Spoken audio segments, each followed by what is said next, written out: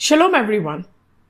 Imagine standing before the very person you once betrayed without realizing who he truly is. The brothers of Joseph are about to face a moment that will expose not only their past actions, but also the condition of their hearts.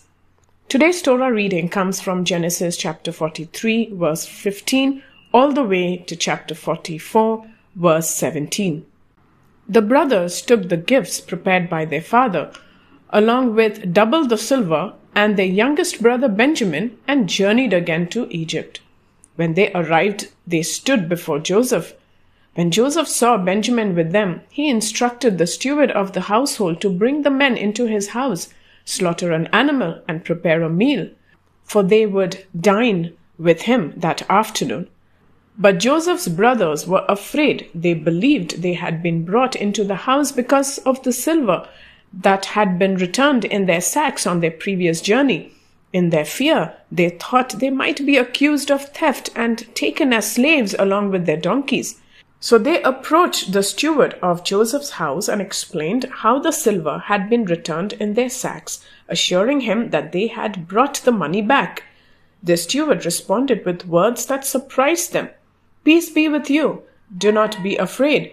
Your God and the God of your father has placed treasure in your sacks." He then brought Simeon out to them.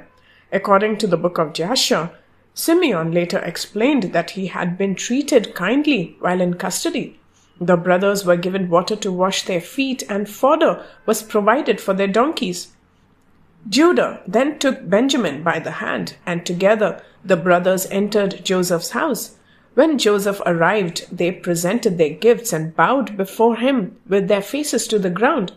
Joseph asked about the well-being and inquired about their father.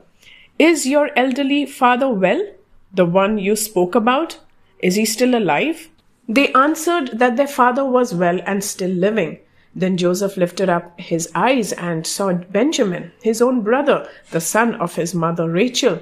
"Is this your youngest brother, the one you spoke about to me?" Joseph then blessed him. At this moment, Joseph was overcome with emotion. Seeing Benjamin stirred up deep compassion within him. Unable to contain himself, he quickly left the room and went into a private chamber where he wept. After washing his face, he returned and ordered that the meal be served. Joseph ate separately from his brothers, and Egyptians also ate separately because Egyptians considered it improper to dine with the Hebrews. The brothers were seated before Joseph according to their birth order, from the oldest to the youngest. When they saw this, they looked at one another in astonishment. Rabbinic commentators often highlight this moment. How could the ruler of Egypt know the exact birth order? The sages suggest this was another way Joseph tested his brothers while reminding them, without revealing himself, that God sees everything. Portions of food were brought to them, but Benjamin's portion was 5 times greater than the others. According to the book of Joshua, Joseph also used a special silver cup inlaid with precious stones. Throughout the meal, Joseph spent time speaking with Benjamin and asking about his family. Then Joseph quietly instructed his steward to fill the brothers' sacks with grain, to return each man's silver in his sack, and to place the silver cup in Benjamin's sack. The next morning, the brothers set out on their journey back to Canaan, but they had not gone far from the city when Joseph instructed his steward to pursue them. The steward caught up with them and said, "Why have you repaid good with evil by stealing my master's cup?" The brothers were shocked and angered by the accusation.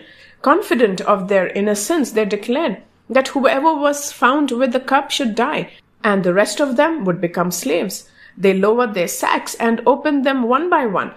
The search began with the oldest, continued to the youngest. Then the cup was found in Benjamin's sack. At that moment, the brothers tore their garments in grief. Instead of abandoning Benjamin, they all returned together to the city. When Judah and his brothers entered Joseph's house, they fell before him to the ground. Joseph said to them, "What is this deed you have done? Did you not know that a man like me can discern such things?" Judah, overwhelmed with guilt, responded that they could not defend themselves. God has uncovered the guilt of your servants, he said.